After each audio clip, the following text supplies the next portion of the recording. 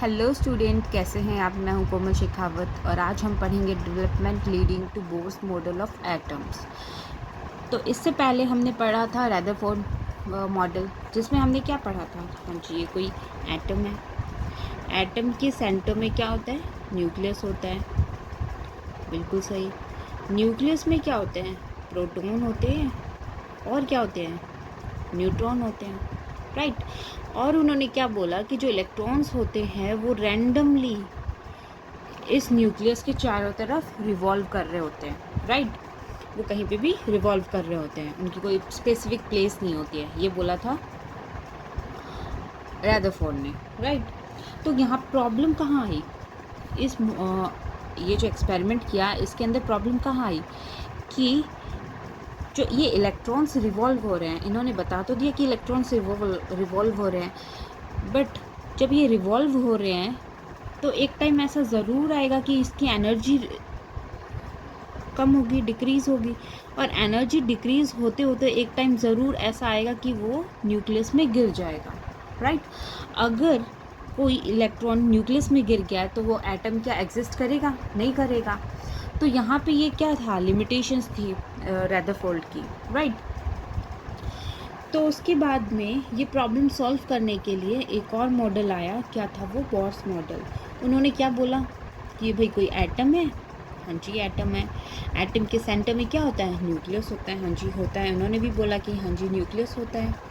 अब न्यूक्लियस में क्या होता है? हाँ जी, प्रोटॉन होते हैं और न्यूट्रॉन होते हैं, राइट। फिर उन्होंने क्या बोला? न्यूक्लियस के चारों तरफ एक ऑर्बिट होते हैं, राइट। उन ऑर्बिट्स में क्या होती हैं? शेल्स होती है, बहुत सारी शेल्स होती हैं। और इन शेल्स के अंदर क्या होते हैं? इलेक्ट्रॉन रिवॉल्व कर रहे होते हैं। ये बहुत ही अच्छी चीज़ बताई थी बोर्ड ने कि जो इलेक्ट्रॉन्स होते हैं वो एक और ये ऑर्बिट है, ऑर्बिट के अंदर बहुत सारी शेल्स प्रेजेंट होती हैं। उन शेल्स में इलेक्ट्रॉन्स क्या कर रहे होते हैं? रिवॉल्व कर रहे होते हैं, राइट। तो यहाँ से यहाँ तक पहुँचने के लिए इसके बीच में बहुत सारी इन्वेंशन हुई, उसके बाद में बोर्स ने ये सक्सेसफुल मॉडल दिया। तो क्या थी वो इन्वेंशंस? दो बहुत बड़ी इन्वेंशन हुई।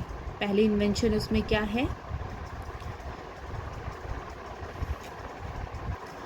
तो क्या थी दो बड़ी इन्वेंशंस? पहली थी dual nature of electromagnetic radiations.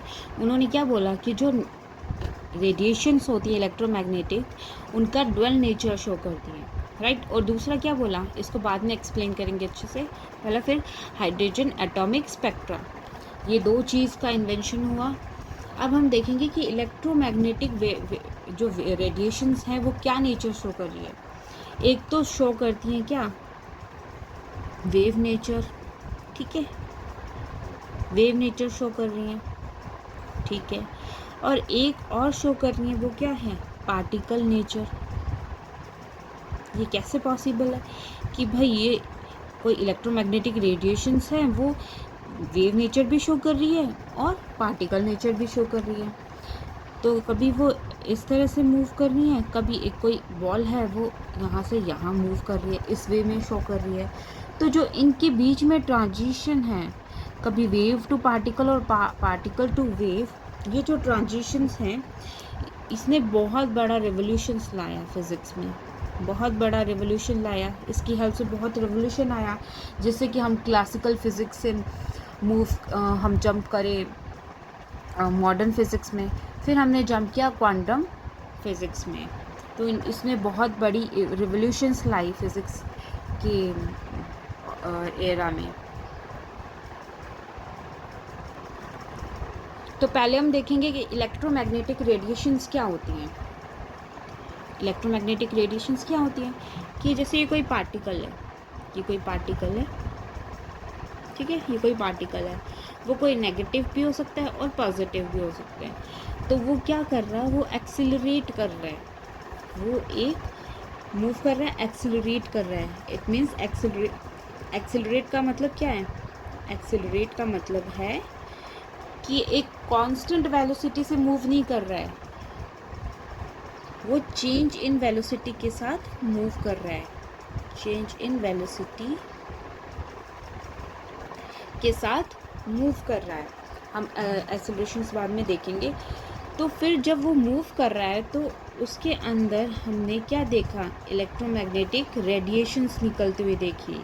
क्या देखी, जब वो मूव कर रहा है तो उसमें से क्या निकल रहा है, इलेक्ट्रोमैग्नेटिक रेडिएशंस या इलेक्ट्रोमैग्नेटिक वेव निकलते हुए हमने देखा, राइट, या वेव्स।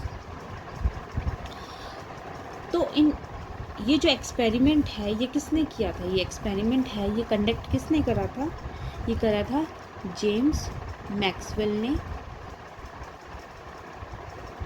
ने किया था इन 1870, राइट। इससे पहले मतलब 1870 से पहले हमें यही पता था, क्या, इससे पहले हमें यही पता था कि कोई जो लाइट है ना, ये कोई लाइट है, वो क्या करती है, वो सिर्फ पार्टिकल नेचर शो करती है। हमें पहले इतना ही पता था, इस एक्सपेरिमेंट से पहले हमें यही पता था कि जो पार्टिकल है, कोई लाइट है, वो पार्टिकल नेचर शो करती है, राइट।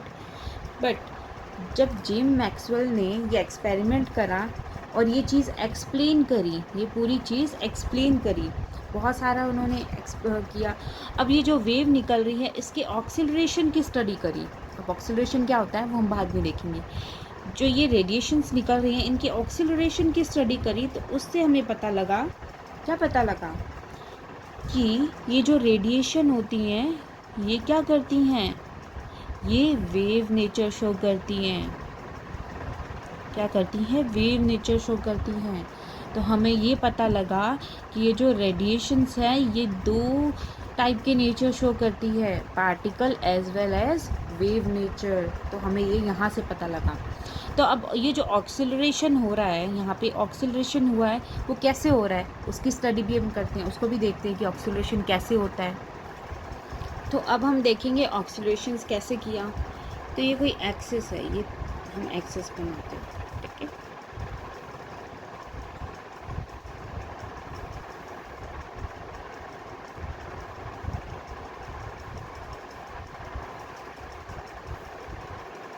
ये एक्सिस है, ये क्या है, एक्स एक्सिस, ये वाई एक्सिस एंड ये जेड एक्सिस।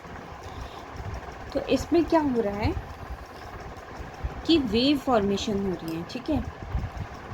अब हम पहले इसमें देखते हैं, x axis and y axis में वेव फॉर्मेशन हो रही है, हम इस प्लेन में देखते हैं, राइट।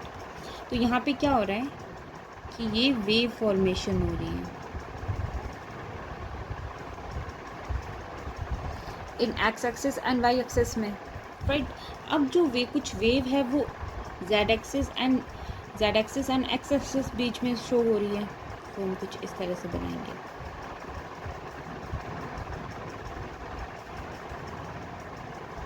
राइट। तो ये जो वेव है वो ये कुछ इस टाइप से फॉर्म हो रही है, ठीक है। तो ये जो रेड कलर की वेव है ये क्यों फॉर्म हो रही है, ये किस चीज़ की है, मैग्नेटिक फील्ड कंपोनेंट के थ्रू फॉर्म हो रही है। ये मैग्नेटिक फील्ड कंपोनेंट्स फॉर्म कर रहे हैं in between x axis and z axis, ठीक है। अब ये z x axis and y axis के बीच में मैग्नेटिक फील्ड कंपोनेंट के थ्रू फॉर्म हो रही है, राइट।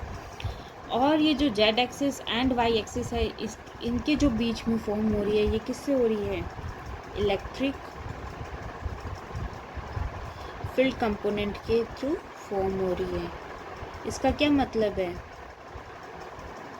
कि जो इलेक्ट्रोमैग्नेटिक वेव्स होती हैं, इलेक्ट्रोमैग्नेटिक वेव्स बोल दो या रेडिएशन बोल दो, वो किस किस की प्रेजेंस में फॉर्म होती है, इलेक्ट्रिक एंड मैग्नेटिक फील्ड के कारण बनती हैं, की प्रेजेंस में फॉर्म होती हैं, राइट। यहाँ तक समझ में आ गया। अब क्या हुआ, ये देखो, ये जो फॉर्म हो रही है ये किसके बीच में हो रही है, ये हो रही है z axis and y axis के बीच में। और ये जो वेव हो रही है ये किसके बीच में हो रही है, ये कौन से प्लेन में हो रही है, y axis and z axis plane में फॉर्म हो रही है। और ये क्या है, एक दूसरे के परपेंडिकुलर हैं। ये क्या है, परपेंडिकुलर हैं। और ये क्या है, ये कौन सा पाथ है, ये है डायरेक्शन ऑफ प्रोपगेशन। ये जो दोनों वेव बन रही है ये इस डायरेक्शन में फॉर्म हो रही है, देखो इस डायरेक्शन में आगे की तरफ बढ़ रही है। तो ये क्या हुआ, डायरेक्शन ऑफ प्रोपगेशन। ठीक है, और उसको हम किससे शो कर रहे हैं, न्यू से, राइट। अब यहाँ पे इस एक्सपेरिमेंट में क्या नोटिस करा है, इसमें क्या नोटिस हो रहा है कि जो सेम वेवलेंथ से मूव कर रही है, जो इनका वेवलेंथ है इन दोनों वेव्स का, वो क्या है, सेम वेवलेंथ है। ठीक है, इनका सेम फ्रिक्वेंसी है, सेम फ्रिक्वेंसी से मूव कर रही हैं, इनकी सेम स्पीड है, राइट, और सेम एम्पलीट्यूड है इनका।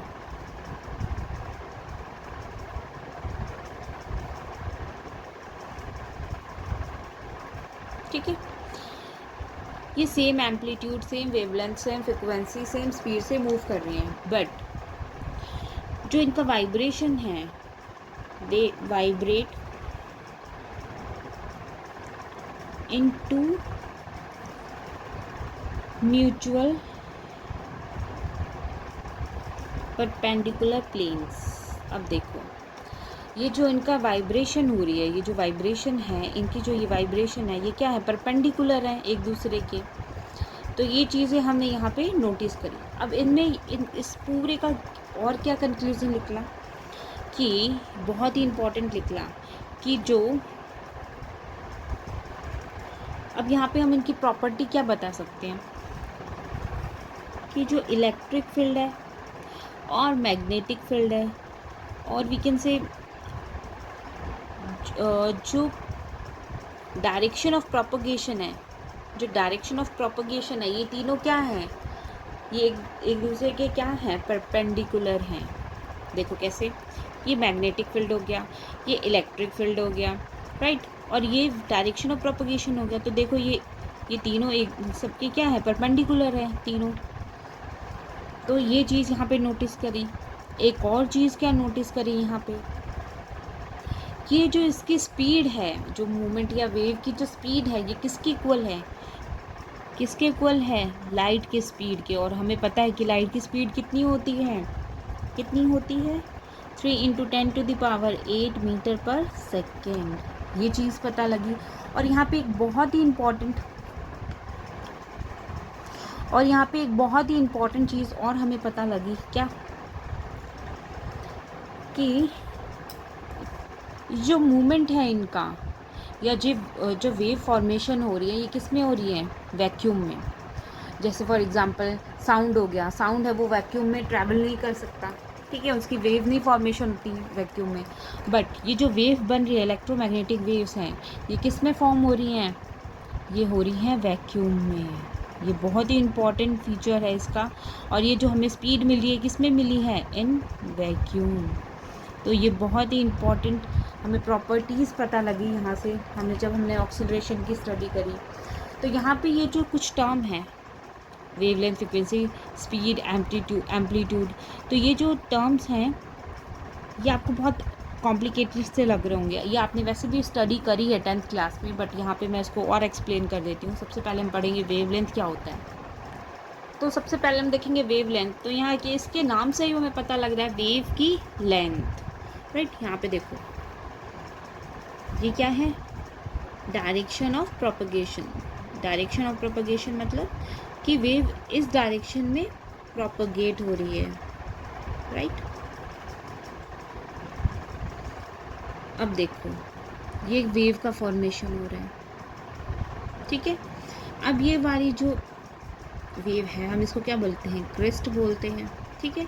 और इसको क्या बोलते हैं, ट्रफ बोलते हैं, राइट। अब जो 2 कॉन्सिक्यूटिव क्रेस्ट के बीच में जो लेंथ होती है, 2 कॉन्सिक्यूटिव, हम यहाँ से ले लेते हैं, यहाँ से यहाँ तक, यहाँ से यहाँ तक जो लेंथ है वो क्या है, एक वेव लेंथ है। और हम क्या बोल सकते हैं, जो 2 कॉन्सिक्यूटिव ट्रफ के बीच की जो लेंथ है, हम उसको क्या बोल सकते हैं, क्या बोल सकते हैं, ट्रफ वेवलेंथ बोल सकते हैं, राइट। और एक हम प्रॉपर वेव ले लें, उसके बीच का जो लेंथ होती है उसको बोलेंगे एक वेवलेंथ। तो यहाँ पे 3 चीज़ें हो सकती हैं, क्या? 2 कॉन्सिक्यूटिव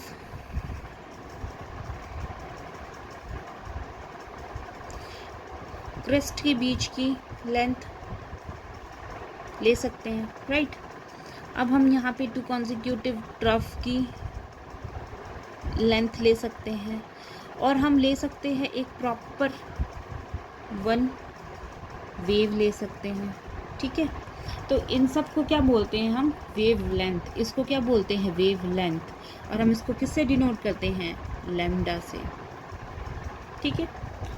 अब हम यहाँ पे एक एग्जांपल देखते हैं। जैसे हमने 10th में पढ़ा था विबग्योर के बारे में पढ़ा हुआ है, ठीक है। और जो उसमें पहले हम वेव देखते हैं किसकी? वॉलेट की। तो ये कुछ वेव है किसकी? वॉलेट की, राइट। ये हमने देख लिया वेव किसकी है? वॉलेट की। और हम बना रहे हैं अब रेड की वेवलेंथ। ये हो गई रेड की वेवलेंथ। तो आप यहाँ पे देख रहे हो जो वेवलेंथ है ये छोटी है, और यहाँ पे क्या हो रहा है? वेवलेंथ ज़्यादा है, ये वेवलेंथ छोटी है। तो जो वॉयलेट की वेवलेंथ होती है वो रेड से बहुत छोटी होती है, ठीक है। यहाँ तक समझ आ गया।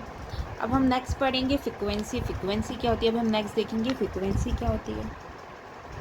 तो हम देख लेते हैं फ्रीक्वेंसी क्या होती है। फ्रीक्वेंसी को हम डिनोट करते हैं म्यू से, ऐसे करके। और इसको हम क्या बोल सकते हैं? क्या बोल सकते हैं कि how frequently something is occurring, ठीक है। हम इसको कैसे बोल सकते हैं फ्रीक्वेंसी को? How frequently something is occurring, कि 1 सेकेंड के अंदर कितनी वेव बन रही हैं, 1 सेकेंड के अंदर कितनी वेव बन रही हैं, उसको क्या बोलते हैं? फ्रीक्वेंसी, ठीक है। जैसे ये कोई 1 सेकेंड का हमने ले लिया है, ये यहाँ तक क्या है? 1 सेकेंड ले लिया, ओके। अब इसके अंदर ये इतनी वेव बनी है, और हमने दूसरा ले लिया, उसके अंदर कुछ यू वेव बनी है। तो ये जो है ये क्या है? 1 सेकेंड में कितनी वेव बन रही है, हम उसको क्या बोलते हैं? फ्रीक्वेंसी। और फ्रीक्वेंसी म्यू से डिनोटेड करते हैं। इसका फॉर्मूला क्या होता है? 1/t। तो और हम इसको क्या बोल सकते हैं कि एक ऑक्सीलरेशन में कितना टाइम लगता है, उसको क्या बोलते हैं?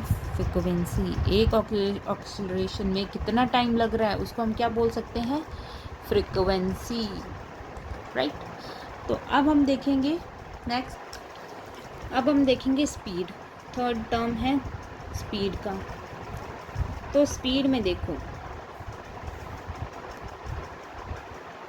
ये हुआ, तो जितनी कम फ्रीक्वेंसी उतना क्या है? स्पीड कम, ठीक है। जितनी कम फ्रीक्वेंसी हो रही है, फ्रीक्वेंसी जितनी कम हो रही है, ठीक है, उतना क्या हो रहा है? फ्रीक्वेंसी जितनी कम होगी उतनी ज़्यादा क्या होगी? स्पीड होगी, ठीक है। अब देखो यहाँ पे क्या है? ये वेवलेंथ जल्दी जल्दी बन रही है वेव्स, तो इससे क्या हो रहा है कि स्पीड ज़्यादा है। अब यहाँ पे क्या है? वेव्स कम बन रही हैं, तो स्पीड क्या है? धीरे धीरे हो रही है। यहाँ पे वेव का फॉर्मेशन क्या हो रहा है? धीरे धीरे हो रहा है। यहाँ पे वेव का फॉर्मेशन जल्दी जल्दी होता है। यहाँ पे क्या है? स्पीड ज़्यादा है, और यहाँ पे क्या? स्पीड कम है, ठीक है। अब ये जो हमने पढ़ा फ्रीक्वेंसी, वेवलेंथ और स्पीड, इनका एक रिलेशन होता है। वेवलेंथ, फ्रीक्वेंसी एंड स्पीड का एक रिलेशन होता है। क्या होता है? Speed is equal to frequency into lambda, जो कि है वेवलेंथ। ये एक रिलेशन होता है इनके बीच में, ठीक है। जो कि स्पीड सी से हम डिनोट करते हैं, c speed, mu is frequency and lambda is wavelength, ठीक है। तो यहाँ पे क्या है? हम इसको कैसे कर सकते हैं? C is equal upon lambda is equal to mu. तो यहाँ पे हम और क्या बोल सकते हैं? जितनी ज़्यादा फ्रीक्वेंसी उतना कम वेव लेंथ, ठीक है। जितनी ज़्यादा फ्रीक्वेंसी उतना ही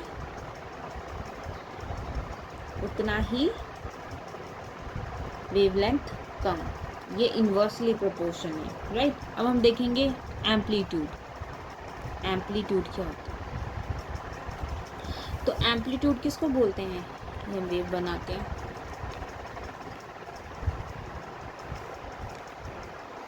ये हमने वेव बनाई, ठीक है। एक वेव ये बनी और एक वेव मैं यहाँ पे बनाती हूँ ये। तो ये जो है ये क्या है? ये क्या है? एक एम्पलीट्यूड है, ठीक है। ये क्या है? एम्पलीट्यूड। यहाँ पे एम्पलीट्यूड ज़्यादा है और इस वेव में देखो ये एम्पलीट्यूड कम है, ठीक है। इसको बोलते हैं एम्पलीट्यूड।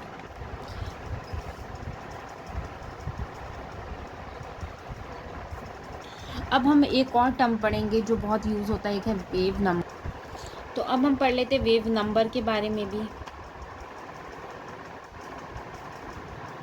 वेव नंबर क्या होता है कि एक यूनिट लेंथ में कितनी वेव लेंथ मिल रही है उसको क्या बोलते हैं? Wave number.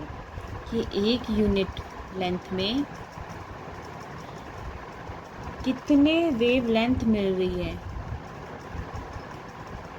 उसको बोलते हैं वेव नंबर। जैसे कि हमने देखा ये कोई 1 यूनिट टाइम है, ठीक है।